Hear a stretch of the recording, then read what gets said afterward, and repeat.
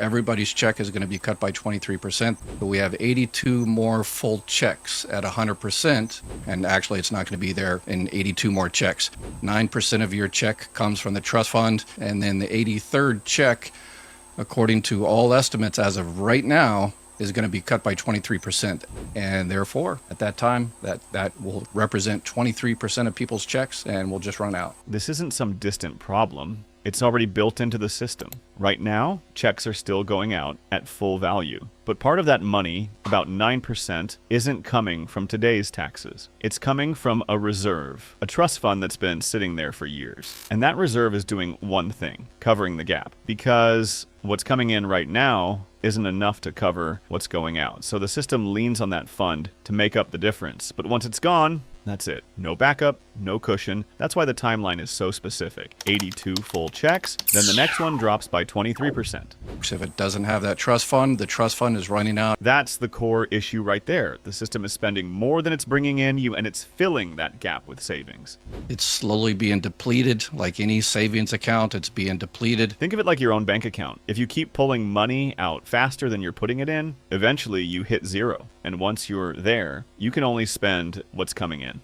And instead of politicians actually doing something about that, which they haven't for the past 40 years, they have decided their most important thing is to change the names. And this isn't new. This has been building for decades, but instead of fixing the math, the focus shifts to changing labels, not outcomes. The minimum for this person might actually be the maximum. Because retirement isn't one size fits all. It all comes down to time. And nobody knows how much time they have.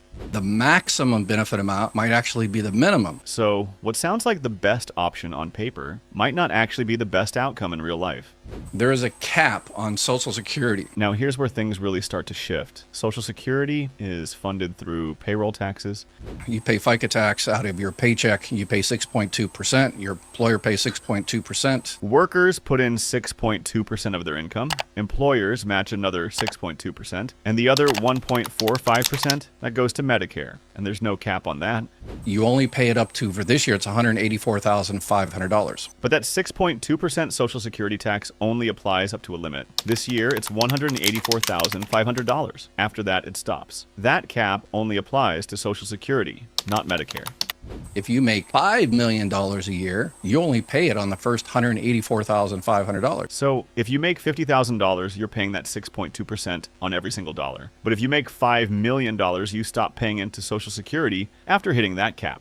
You're only paying about 0.23% into Social Security. Which means your effective rate drops to around 0.23%.